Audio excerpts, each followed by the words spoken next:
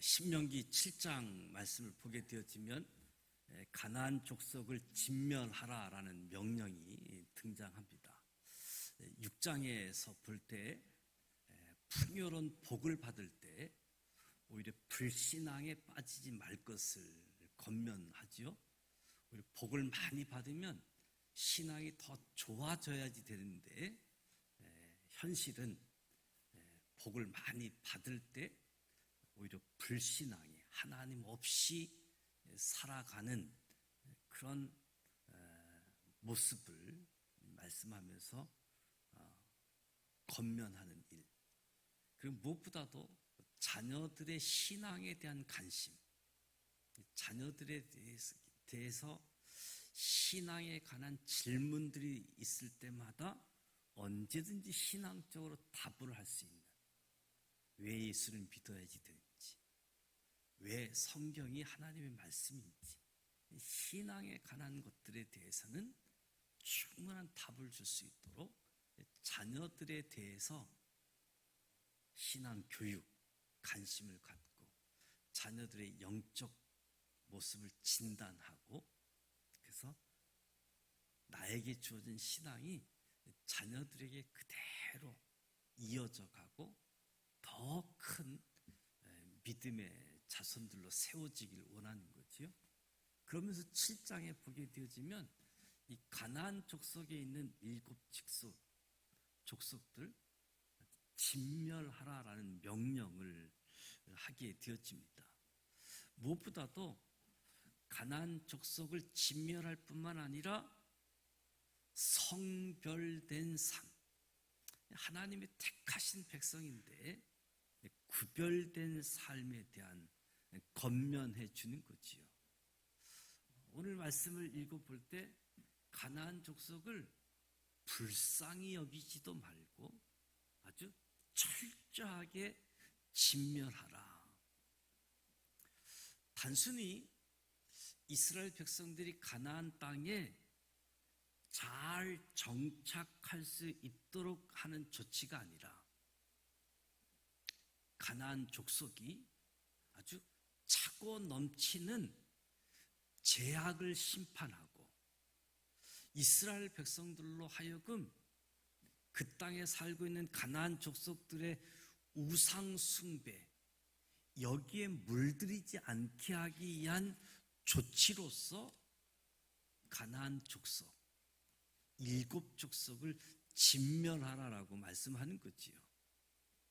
하나님의 진멸 명령은 어쩌면 하나님의 자비하심, 하나님의 긍휼하심, 이 속성에 배치되어지는 그런 모습으로도 볼 수 있지만, 이 진멸 명령은 죄를 미워하시는 하나님의 거룩하신 성품을 아주 강력하게 보여주고 있는 표현이기도 하지요. 이스라엘에 대한 하나님의 택하신 백성으로서 성별된, 구별된 삶, 근거가 하나님이 택하셨기 때문에, 하나님이 선택하셨기 때문에 우리는 성별한 삶, 거룩한 삶, 구별된 삶, 이 삶을 살 것을 요청하는 거지요.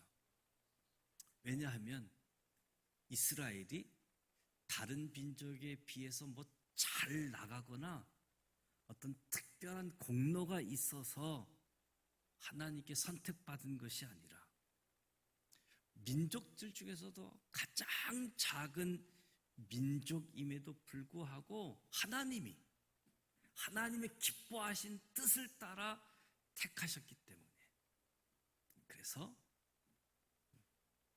하나님 앞에 거룩한 삶, 구별된 삶, 성결한 삶을 살 것을 요청하고 있는 거지요.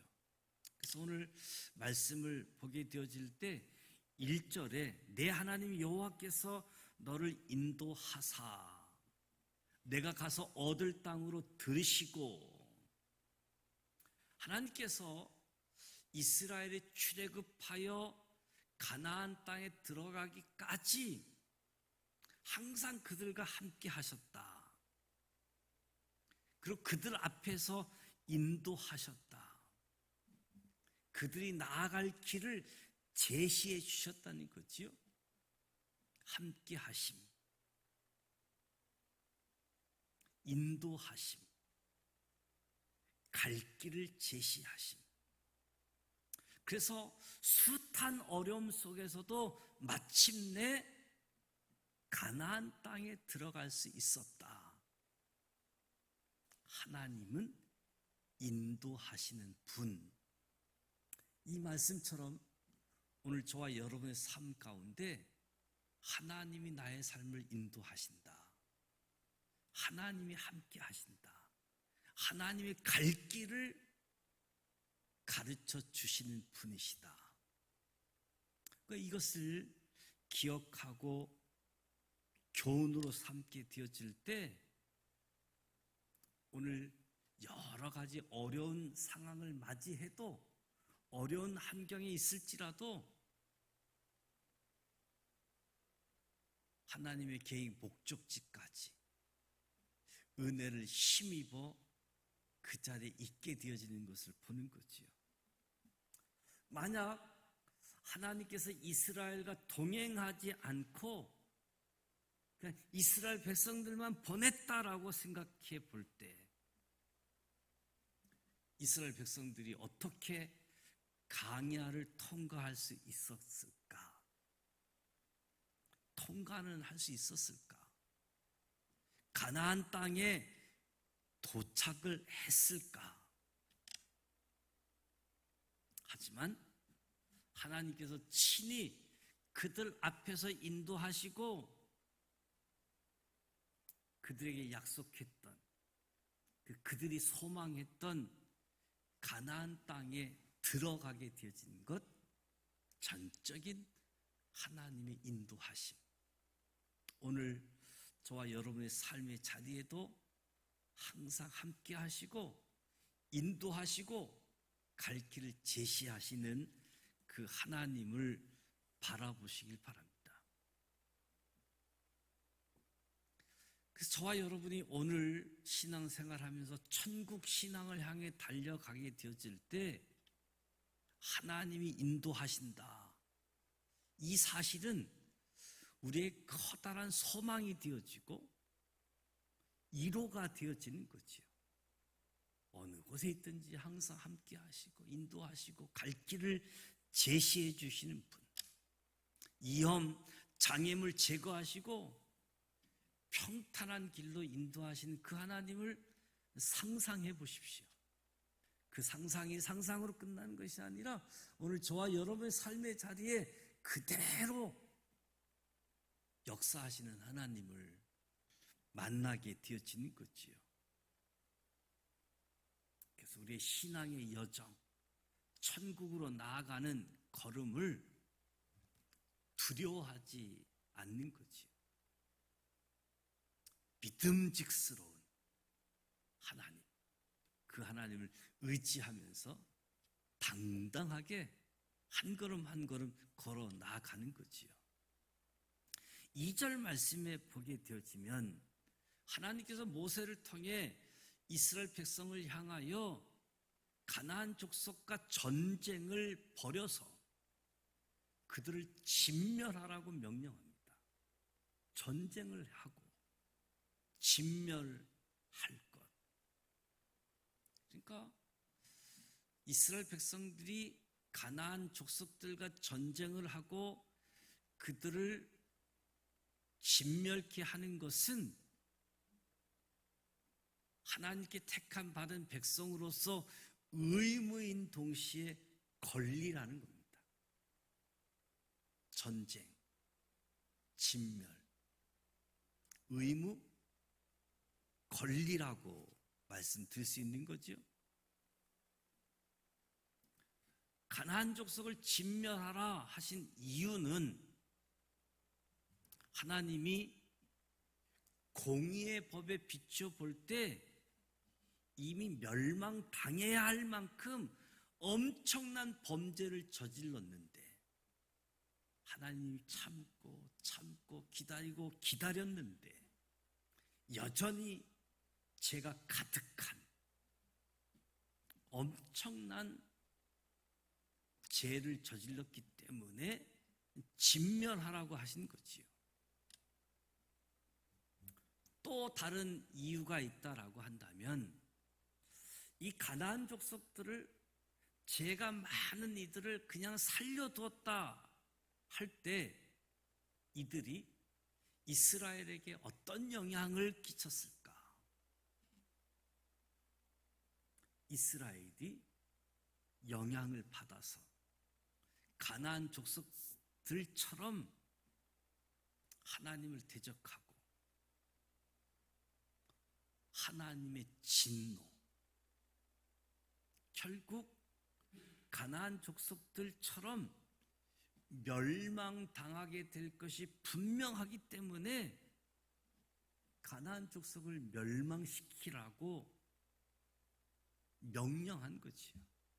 저들의 죄 때문에, 그리고 저들이 선한 영향력을 끼치고 살아가야 될 사람들을 멸망으로 끌고 가기 때문에 가나안 족속을 진멸하라라고 말씀한 거지요.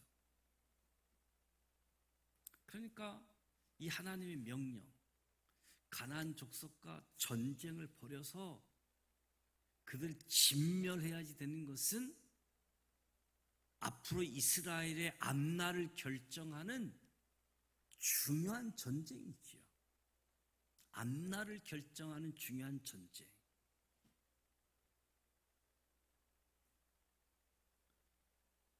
그러니까 이스라엘 백성들이 이 진멸하라는 명령을 받을 때 생사를 건 전쟁에 임하는 거지요. 전쟁이 가만히 참여해서 되는 것은 아니니까. 상대방에 죽이려고 가는데 내 생명은 무사하다고 어떻게 보장이 되겠습니까? 생사를 거는 전쟁, 이것이 의무이고 권리로서 우리 믿음의 사람들도 참여해야지 된다는 거죠. 앞날을 결정하는 아주 중대한 전쟁. 그래서 이 전쟁에 참여하는 것 자체가, 칼을 들고 전쟁터에 나가는 것 자체가 귀한 영광이고 포기할 수 없는 권리라고 이야기할 수 있는 거지요.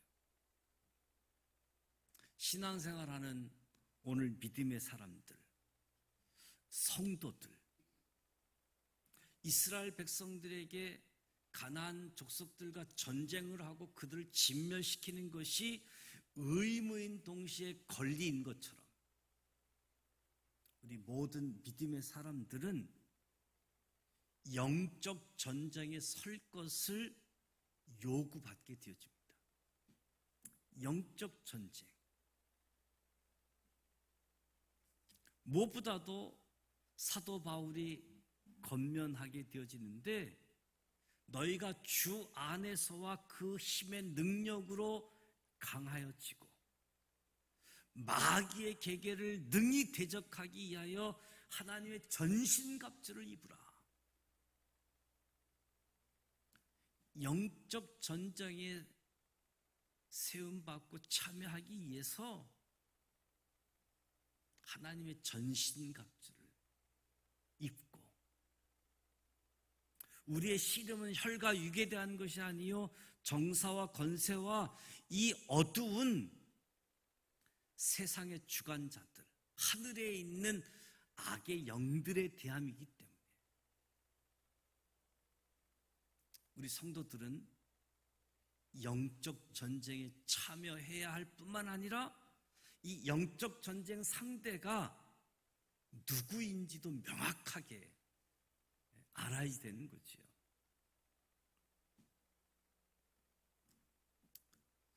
저와 여러분이 신앙생활 여정 속에 영적 전쟁 대열에 서 있다.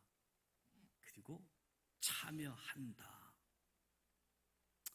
이 부분에 있어서는 누구도 외회가 없습니다. 영적 전쟁은 믿음의 사람은 피할 수 없는 의무이고, 어쩌면 영적 전쟁은 믿음의 사람들이 갖고 있는 아주 귀한 권리라고 할 수 있다. 그러니까 영적 전쟁, 의무이고 권리라는 사실이지요. 그래서 저와 여러분은 신앙생활 앞에 내 앞에 놓여져 있는 영적 전쟁의 의무를 성실히 수행해야 되는 겁니다. 우리 믿음의 사람에게만 주어진 영적 전쟁에 참여하는 귀한 권리를 누릴 수 있어야 된다는 거지요. 이 의무를 잊어버리고 이 권리를 잊어버리게 되어지면 어찌 영적 전쟁에 참여할 수 있고 영적 전쟁에서 승리할 수 있겠습니까? 영적 전쟁에 섰다. 영적 전쟁에 참여한다. 이것은 믿음의 사람에게 있어서 의무인 동시에 권리. 하나님이 나와 함께 하시고 나를 인도하시고 나의 갈 길을 인도하시는 하나님. 그 하나님이 나를 붙들고 이끌고 가신다. 내 앞에 펼쳐져 있는 그 어떤 영적 전쟁, 참여하는 것이 의무이고 권리. 피하고 도망가는 것이 아니라. 그래서 2절 말씀을 보면 가나안 7 족속들을 이스라엘에게 붙여치게 하실 때에 7 족속과 언약을 맺지 말라. 그들을 불쌍히 여기지도 말라. 그러니까 가나안 땅에 있는 7 족속은 결코 타협의 대상이 될 수 없고 오직 정복의 대상, 진멸을 해야 될 대상. 그런데 이스라엘 백성들이 가나안 족속들과 타협하게 된다라고 한다면 가나안 족속들의 불의, 가나안 족속들의 악행을 인정하고 동정하게 되어진다라고 한다면 이스라엘 백성들도 가나안 족속들처럼 동일하게 진멸의 대상이 될 수밖에 없는 거지요.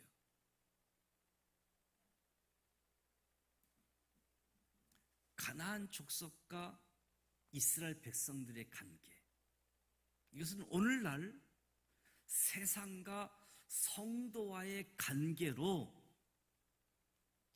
우리가 생각할 수 있는 거지요. 오늘 믿음의 사람들, 오늘날 성도들에게 있어서 세상은 결코 타협의 대상이 될 수 없다는 겁니다. 세상은 믿음의 사람들에게 있어서 정복의 대상이지 세상과 타협할 대상은 아니라는 거지요. 그래서 야고보서 기자는 세상과 벗되는 것이 곧 하나님과 원수되는 것이다. 요한은 누구든지 세상을 사랑하면 아버지의 사랑이 그 속에 있지 않다. 정말로 세상은 타협의 대상이 아니라 오직 쳐서 정복해야 하는 정복의 대상. 세상과 우리 믿음의 사람들과의 관계, 가나안 족속과 이스라엘 백성들의 관계를 결코 타협의 대상이 아님을 말씀해 주고 있음을 보게 되어지죠.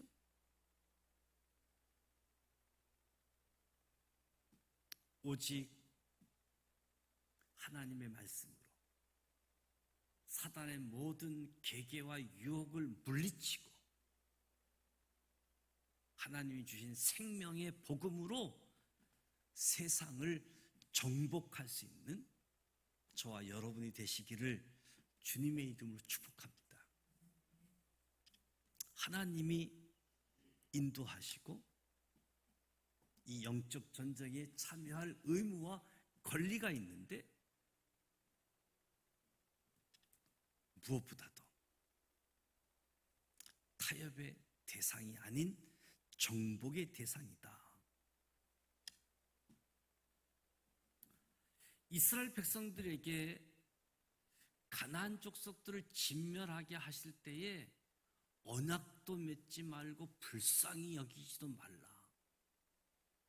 그러니까 그들을 어떤 이유를 가지고도 살려두지 말고 반드시 진멸하라는 말씀이잖아요. 어떤 이유도 안 된다. 살려두지 말고 진멸하라.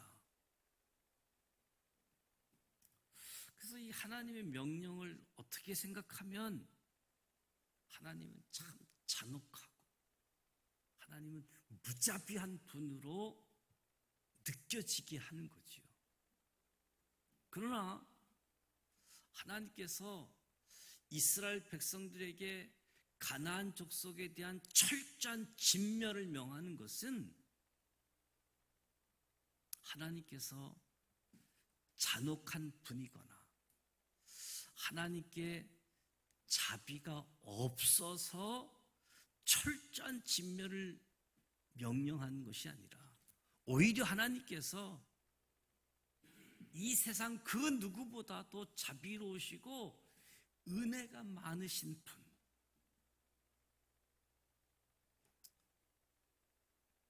하나님의 은혜가 없었다라고 한다면, 하나님의 자비로우신 분이 아니었다라고 한다면 누가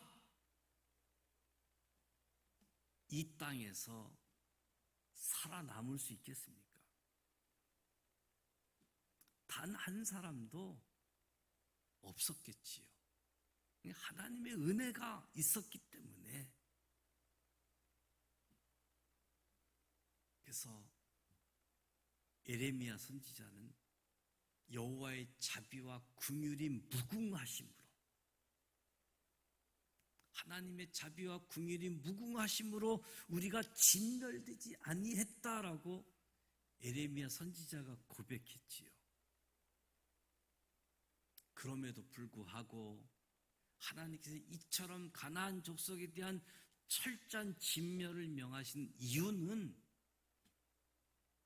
그들이 자신의 악행에서 돌이키지 않는 아주 강팍한 마음의 소유자들이기 때문에, 아마 저들이 자신의 잘못을 인정하고 제약된 길에서 돌이킬 수 있는 사람들이었다라고 한다면 하나님이 결단코 멸망하지 않았을 겁니다. 그런데 죄를 인정하지 않고 자신의 악행, 죄의 길에서 돌이키지 않는 이 강팍함 때문에, 그래서 멸망의 길을 향해서 달려가는 거지요.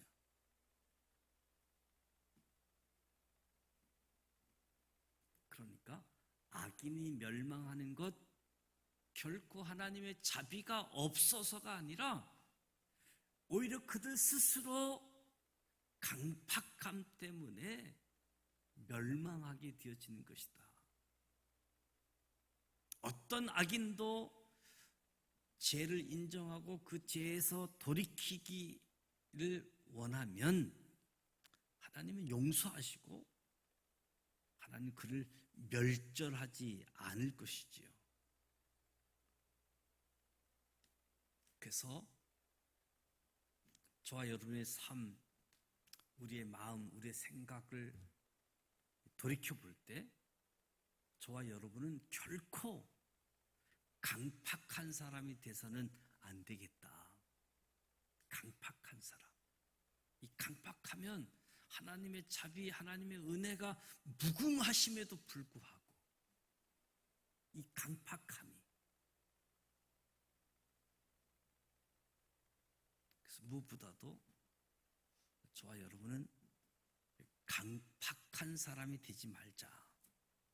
그래서 언제나 죄에 대해서는 좀 민감하고, 뭐 아무리 작은 죄라도 속히 깨닫고 돌이킴으로 멸망에 이르지 않는, 오히려 멸망의 길을 가다가도 깨달아서 돌이켜서 구원의 길로 나아가야지 되는 거지요. 하나님의 자비함이 없어서 멸망하는 것이 아니라 강팍함 때문에 깨닫지 못하고 죄에 머물러 있으니 멸망의 길을 가게 되어지는 거지요. 3절 말씀을 보게 되어지면 또 그들과 혼인하지도 말지니, 가나안 정복 이후 반드시 지켜야 할 중요한 사항, 가나안 족속과 통혼을 금지하는 겁니다. 결혼을 금지하는 거지. 내 딸들을 그 아들에게 주지 말 것이요 그 딸로 내 며느리를 삼지 말 것. 다른 부족, 다른 민족과 통혼, 결혼하는 것은 어느 사회나 우호적인 관계를 유지하는 매우 유용한 수단이지요. 그래서 국가와 국가 간에 혼사를 이루고 좋은 관계를 유지하는 데 있어서 결혼, 통혼하는 것이 얼마나 중요한 수단입니까? 그런데 이 결혼 통혼이라고 하는 것은 상대방의 간섭, 상대방의 문화를 인정하고 공유하는 데 있는 거지요. 특히 가나안 사람들이 습관대로 우상을 섬기고 그것으로 말미암아 하나님께 범죄하게 되는 것, 미연에 방지하기 위한 조치였음을 보게 되어지는 거지요. 자비함이 없어서가 아니라 그들의 강팍함 때문이기도 하지만 미연에, 장차 우리도 그 죄에 빠지지 아니하도록 예방하는 거지요. 그래서 우리 믿음의 사람들은 불의한 세력과는 무슨 이유로든 연합해서는 안 된다. 이 교훈을 저와 여러분이 받고 붙잡을 수 있기를 바랍니다. 믿음의 사람은 하나님을 대적하는 불의의 세력에 대해서 연합해서는 안 되는 거지요. 성도와 불의한 세력이 합평한 관계 결코 성립될 수가 없습니다. 믿음의 사람과 불의의 세력은 목숨을 건 치열한 영적 전쟁만 있을 뿐이지 합평하다고 합평함이 이루어지지 않고 오히려 하나님의 대적이 되어진다는 거지요. 훗날 이스라엘이 가나안 족속들과 합평하고 그들의 풍습을 따랐을 때 하나님의 대적이 되었던 것처럼, 그리고 하나님과 대적하게 되어지면 그 결과는 멸망인데 왜 멸망당하려고 하나님과 대적할 이 부분들,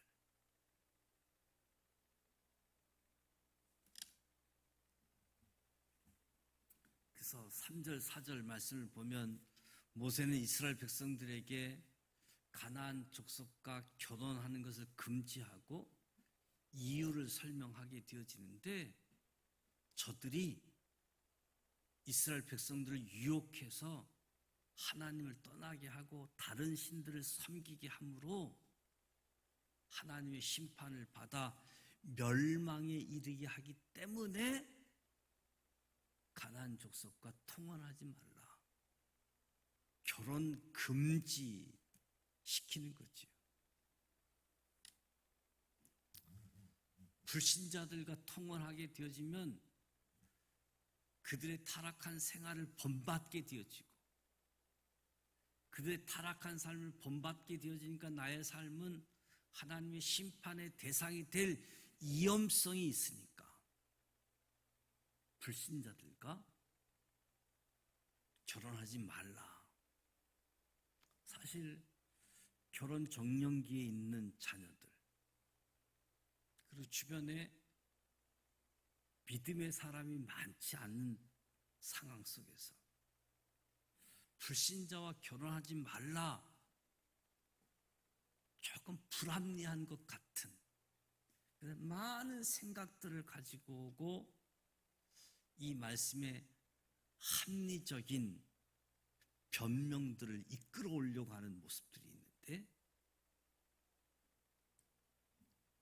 우리가 솔로몬을 생각할 때 이 솔로몬이 얼마나 신실했던 사람입니까? 근데 이 솔로몬이 타락한 이유가 무엇인가 하면 이방 여인들과 무분별한 결혼에서 이 신실했던 솔로몬이 무너지게 되어진 거지요. 아합왕, 이 아합왕이 얼마나 악한 왕의 대명사로 불리게 되어졌는가. 역시 아합왕도 이방 여인인 이사벨과 결혼한 까닭으로 그의 영향을 받아서 하나님을 떠나고 우상 숭배한, 그러니 가장 악한 왕 중에 하나가 되어진 거지요. 그래서 불신자와의 결혼은 나의 신앙도 잃어버릴 뿐만 아니라 하나님의 심판을 당할 그런 위험이 있는 거지요. 그래서 사도 바울도 믿지 않는 자와 멍에를 같이 하지 말라라고 말씀해 주고 있는 거지요. 오늘 4절 말씀까지 보았는데, 무엇보다도 진멸하라라는 이 명령 앞에 하나님이 함께 하신다, 하나님이 인도하신다, 하나님이 우리가 갈 길을 알려주신다. 그리고 신앙생활에 있어서는 영적 전쟁이 있는데 이 영적 전쟁에 참여하는 것, 이것이 의무이고 권리이다. 영적 전쟁에 승리하기 위해서 하나님의 전신갑주를 입고 참여하는 것이 의무 권리이기에 저와 여러분이 늘 영적 전쟁에 참여해서 승리할 수 있기를 축복합니다. 그리고 무엇보다도 강팍하지 아니하도록 조그만한 죄에 대해서도 아주 민감하게 반응해서 돌이키고 하나님께로 나아갈 수 있는 여러 가지 예 중에 믿지 않는 자와 통혼하지 않는, 믿지 않는 자와 사귀지 않는, 그래서 구별된 삶, 거룩한 삶에 대해서 말씀하는 거지.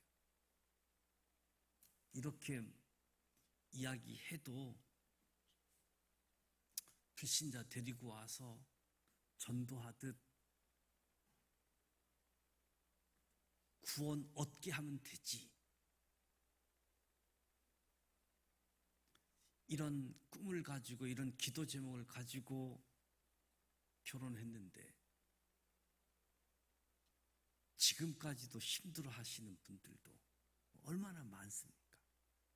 이 구원의 문제는 내 노력으로 되어지지 않고 내 공로로 되어지지 않고 전적으로 하나님의 은혜이기 때문에 하나님의 은혜가 임해야 예수를 영접하고 하나님의 자녀가 되어지는 부분이기에